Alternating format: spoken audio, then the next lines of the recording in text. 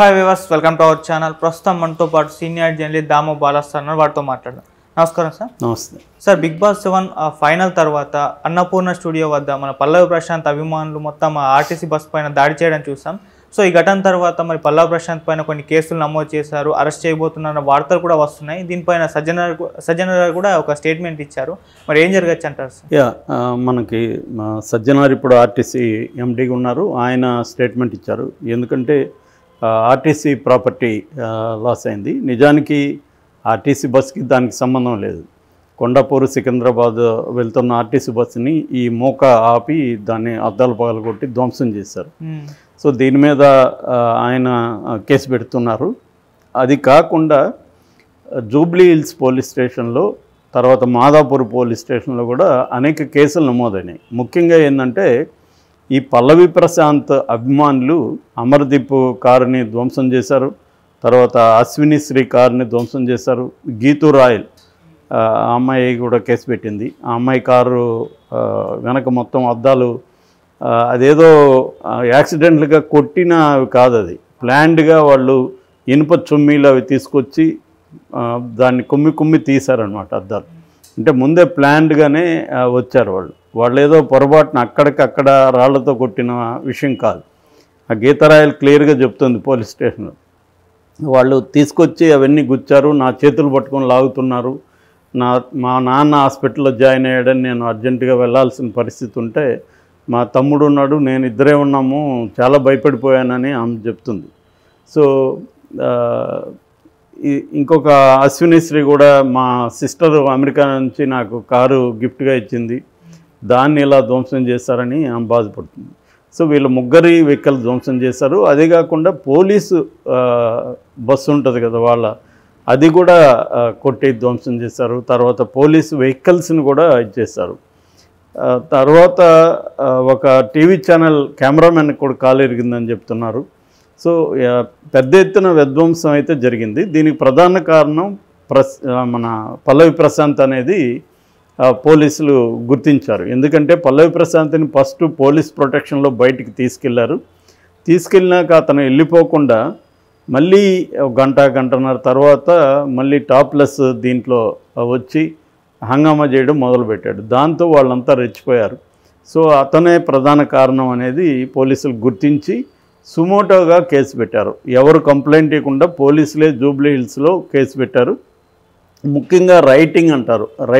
Right అంటే దొమ్మి, ఒక public అందరూ కలిసి దొమ్మి చేసి ఇష్టం వచ్చినట్టు ఆందోళన క్రియేట్ చేయడాన్ని రైటింగ్ అంటారు. Section IPC section 147, 148, 290, 353, 427 red with 149 కంప్లీట్గా చాలా సెక్షన్లు పెట్టారు. అంటే దొమ్మి, పబ్లిక్ ప్రాపర్టీని ధ్వంసం చేయడం, పబ్లిక్ అండ్ ప్రైవేట్ ప్రాపర్టీని, ఇలాంటివి కేసులన్నీ కూడా ఆయన మీద పెట్టారు. అరెస్ట్ చేసే అవకాశం ఉందని చెప్తున్నారు. ఎందుకంటే ఇది ఇంకొకసారి రిపీట్ కాకూడదంటే ఇతనికి బుద్ధి చెప్పాలా అనేది వాళ్ళు చేస్తున్నారు. ఇప్పుడు అదేంటంటే పల్లవి ప్రశాంత్కి వచ్చిన మంచి పేరంతా ఒక దెబ్బతో పోయినట్టుగా కనబడుతుంది. రెండవది ఏంటంటే ఇక్కడ వీళ్ళ అన్నపూర్ణ స్టూడియో జరిగినప్పుడు ఆ బిగ్ బాస్ టీం కూడా బాధ్యత వహించాలి. యాక్చువల్గా బిగ్ బాస్ టీము వెళ్ళమంటేనే వీళ్ళు వెళ్ళారు, ఆగమంటే దాదాపు 1-2 అవర్స్ వరకు లోపలే ఉండిపోయారు. బయట జనం ఎక్కువ ఉన్నారు, ఆగండి అని చెప్పారు. ఆగినప్పుడు ఉన్నారు, కానీ ఒక లేన్లో మాత్రమే పోలీసుల్ని పెట్టగలిగారు, మిగతా చోట్ల లేరు. ఎందుకంటే పోలీస్ ప్రొటెక్షన్ అనేది కూడా వాళ్ళు 100 మంది రాలేరు కదా, దాదాపు 1,00,000 మంది పైగా వచ్చినారని చెప్తున్నారు. సో బిగ్ బాస్ నిర్వాహకులు చెప్పేది ఏంటంటే ఇంతమంది వస్తారని మేము ఎక్స్పెక్ట్ చేయలేదు అనేది వాళ్ళు చెప్తున్నారు. కానీ ప్రతిసారి ఇలాంటి డ్రామాలు నడుస్తూనే ఉంటుంది బిగ్ బాస్లో. కానీ ఈసారి ఏమైందంటే ఈ అల్లర్మోక అనేది పెరిగిపోయి అటాక్స్ చేసే స్థాయికి వెళ్ళిపోయింది. సో ఇది ఒక యాక్చువల్గా అది ఒక రియాలిటీ షో, దాన్ని ఎంజాయ్ చేయొచ్చు, దానికి ఫ్యాన్స్ ఉండొచ్చు, అంతవరకే. కానీ వైలెన్స్లోకి అది టర్న్ అయింది.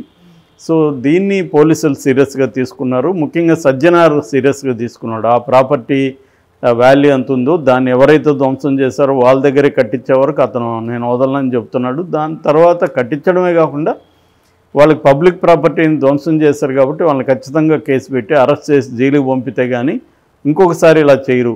అంటే గుంపులో ఉంటే ఏమైనా చేయొచ్చు. దాన్ని మాబ్ మెంటాలిటీ అంటారు, గుంపు మనస్తత్వం. గుంపు మనస్తత్వం అంటే ఏంటంటే అకౌంటబిలిటీ మనకు ఉండదు కదా అనేది. ఒకడే చేయాలంటే భయపడతారు ఎవరైనా. పిరికి వాళ్ళే ఎక్కువగా గుంపుల్లో అటాక్ చేసేది, పిరికి వాళ్ళని సైకాలజీ చెప్తుంది. ఎందుకంటే వాళ్ళకి ఒంటరిగా చేసే ధైర్యం ఉండదు, చేయాలనే కోరిక ఉంటుంది.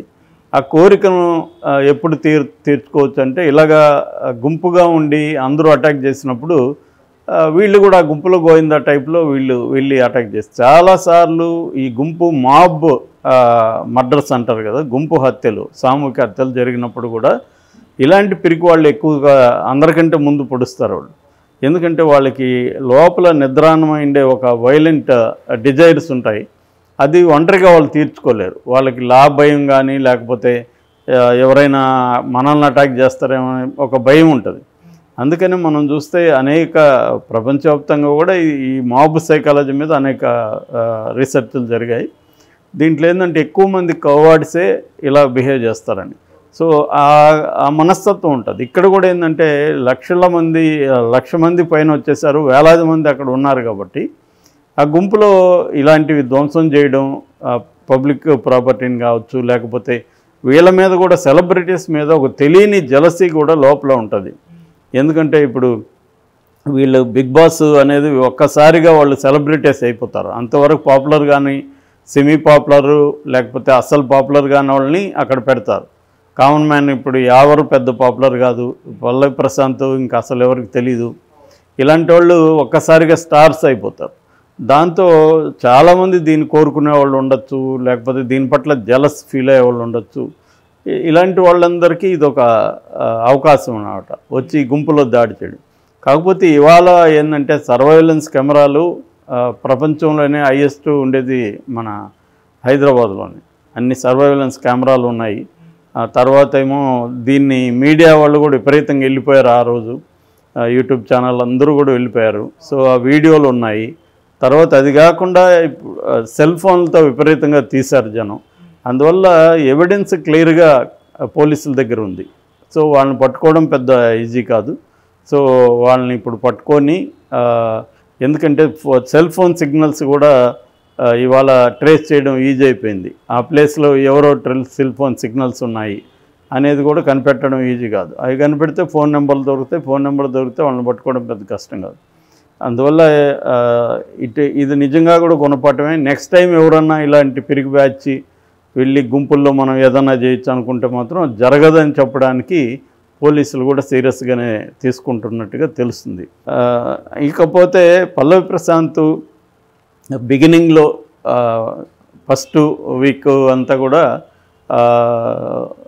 ఒక నెగిటివ్ ఇది బిగినింగ్లో వచ్చింది. అతనికి ఎలా బిహేవ్ చేయాలి అక్కడ తెలియకపోవడం, ఆ రితికతో పులిహోర కలపడం, ఇవన్నీ బిగినింగ్లో నెగిటివ్ వచ్చింది. దాని తర్వాత ఆ అమ్మాయి రివర్స్ అయింది. అమ్మాయి రివర్సెస్ అయితే ఇతనికి షాక్ అయ్యాడు, ఏం చేయాలో తెలియని పరిస్థితి.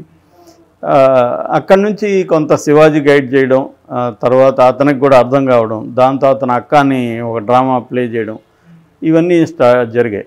ఇంకొక ఇదేంటంటే అతన్ని ఎవరు అసలు వస్తారనుకోవాలి. ఎక్కువ మంది శివాజీనే అనుకున్నారు లేదా అమర్ అనుకున్నారు. కానీ శివాజీ అనూహ్యంగా అసలు రన్నరప్పగా కూడా రాలేదు. నిజానికి శివాజీకి నాగార్జున ఇచ్చిన ఇంపార్టెన్స్ చూసినప్పుడు ఇతను ఖచ్చితంగా ఆల్రెడీ డిసైడ్ అయిపోయారు వీళ్ళు శివాజీకి అనేసి అనుకున్నారు. కానీ శివాజీ ఏంటంటే అతను ముందు చేతికి గాయమైంది, దానివల్ల ఫిజికల్ యాక్టివిటీస్లో పాల్గొనలేదు. రెండోది అతని యాటిట్యూడ్, అతనేదో అతనే బిగ్ బాస్ లాగా వ్యవహరించే పద్ధతి. దీనివల్ల ఏమైందంటే స్లోగా అతన్ని ఒక టీమ్గా తన బ్యాచ్ని పెట్టుకోవడం, దానికి ఎవరైనా తనని విమర్శిస్తే వాళ్ళని అటాక్ చేసే విధంగా మాట్లాడడం, తర్వాత ఒక రకంగా పీక పిసికేస్తాను, గొంతు నొక్కేస్తా, ఇట్లాంటి భాష మాట్లాడడం, ఇదంతా ప్రజల్లో ఒక వ్యతిరేకతని క్రియేట్ చేసింది ఆడియన్స్లో. ఇతనికి ఏంటంటే ఒక రకమైన పాజిటివ్ ఇది క్రియేట్ చేసుకుంటూ వచ్చింది.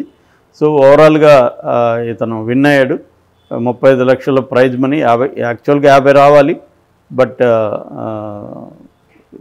15 అతను తీసుకెళ్ళిపోయాడు కాబట్టి ఎవరు ఇతనికి 35 వచ్చింది. దాంతోపాటు వితారా బ్రేజా కారు, తర్వాత జో అలుకాస్ వాళ్ళది ఒక 15 లక్షల నెక్లెస్, డైమండ్ నెక్లెస్ ఇవన్నీ వచ్చాయి. ఓవరాల్గా అతనికి ఒక ట్యాక్స్లన్నీ పోగా ఒక 27 నుంచి 30 lakhs లోపల అతనికి డబ్బులు వచ్చినట్టు తెలుస్తుంది. బట్ అతని మీద విమర్శ ఏంటంటే ఇతనికి ఒక మిర్చి మొక్క ఇచ్చాడు నాగార్జున. ఫస్ట్ టైం అది ఇతను వేరే పనులలో ఉండి దాన్ని పట్టించుకోలేదు. తర్వాత కూడా ప్రైజ్ మనీ తీసుకొని వెళ్ళాడు కానీ దాన్ని తీసుకొని వెళ్ళలేదు. ఇతనేం రైతు బిడ్డ అన్న విమర్శలు కూడా వస్తున్నాయి. ఏదేమైనా ఒక కామన్ మ్యాన్ ఈ స్థాయికి రావడం, పట్టుదలతో సాధించడం అనేది లక్షలాది మందికి అయితే ఇన్స్పిరేషన్ అని మనం చెప్పొచ్చు ఖచ్చితంగా.